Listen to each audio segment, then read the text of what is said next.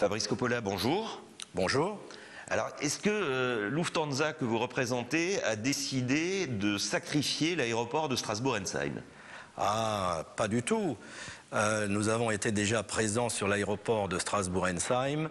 Malheureusement, pour l'instant, il n'y a pas de vol, comme vous le savez. Nous avons un système de navettes de bus entre Strasbourg et Francfort.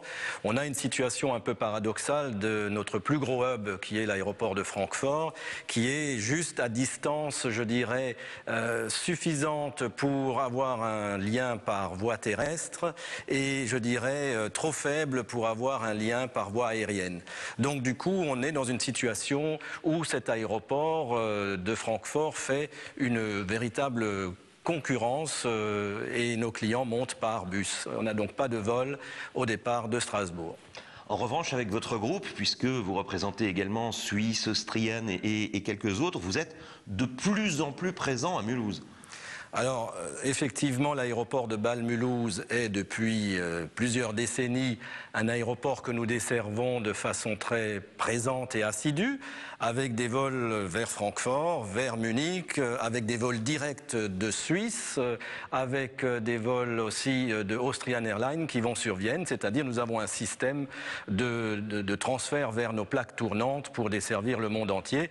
Il est vrai aussi que l'aéroport de Bâle-Mulhouse, par définition, un rayonnement important quant à la zone géographique qu'il dessert et l'importance du tissu économique, notamment côté suisse.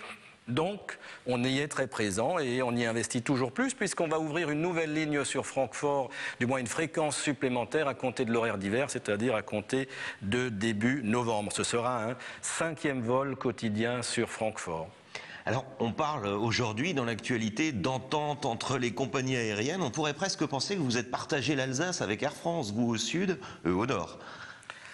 Ah, je ne peux pas du tout aller dans ce sens-là, dans le sens qu'on ne discute pas avec d'autres compagnies lorsque l'on veut s'installer sur une plateforme ou lorsqu'on veut démarcher commercialement une zone. Et il n'y a évidemment aucune discussion quant à la desserte locale que nous voulons avoir. Alors, est-ce que les Alsaciens sont plus réceptifs que d'autres à l'image allemande, forcément, de Lufthansa ? On peut dire qu'il y a historiquement, effectivement, une certaine habitude à regarder ce qui se passe de l'autre côté du Rhin, autant pour la zone du nord de l'Alsace et je dirais la zone de Strasbourg qui traditionnellement a toujours regardé vers Francfort et vers Stuttgart. Vers le sud, Colmar, Mulhouse, il y a plutôt eu historiquement la vocation à regarder vers la Suisse, vers Bâle bien sûr, mais aussi vers Zurich. Donc on jouit de cette situation qui, en fin de compte, correspond à des réalités purement géographiques.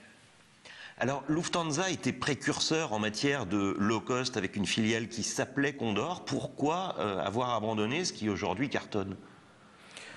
Je ne suis pas dans les secrets des développements des vols charter.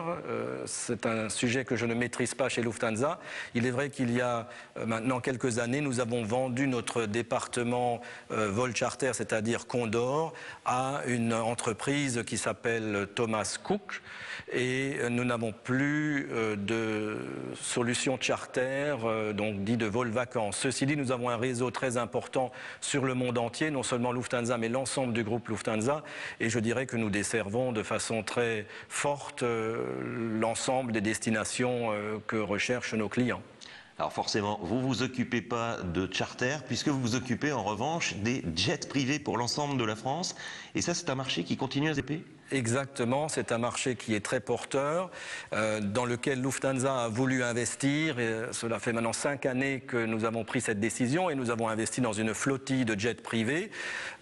Ces jets privés permettent de desservir plus de 1000 aéroports sur l'Europe et surtout permettent aussi de faire des correspondances avec notre réseau long courrier. Autrement dit, un client qui viendrait de Los Angeles sur Lufthansa en première classe arriverait à Francfort et aura sa correspondance en jet privé pour aller jusqu'à Cannes. Ça permet d'avoir une continuité de qualité, une continuité de produits premium. Lufthansa se veut un transporteur majeur qui a vocation à faire du premium et le jet privé est, si l'on veut, le côté le plus exclusif, le plus premium de notre produit. Fabrice Coppola, merci. Merci.